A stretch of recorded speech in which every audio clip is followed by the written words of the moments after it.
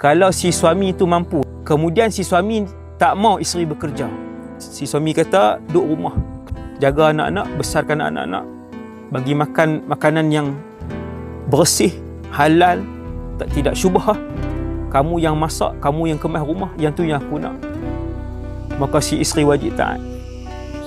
Janganlah lawan.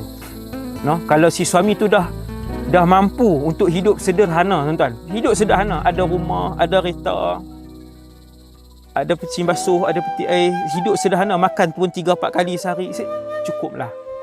Cuma dia tak mampu nak mewahkan, maka wahai si isteri, ingat, keempat-empat ketua wanita syurga semua suri rumah yang berkhidmat kepada suami dan membesarkan anak-anak. Ini ramai yang terlepas pandang.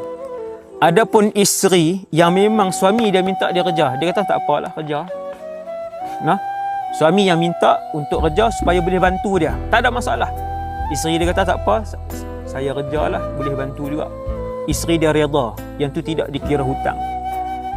Nah, tapi kalau isteri tadi tak redha, tak ikhlas, 30 tahun dah si isteri tu kerja, separuh tuntutan keluarga dia yang belanjakan duit gaji dia, separuh lagi si suami, maka kesemua itu akan dikira kelak di padang mahsyar sebagai hutang di atas bahu suami. Hati-hati suami-suami, hati-hati abang-abang, pakcik-pakcik, ayah-ayah yang ada di luar sana, hati-hati. 30 tahun dah isteri kerja duk keluar duit, hati-hati.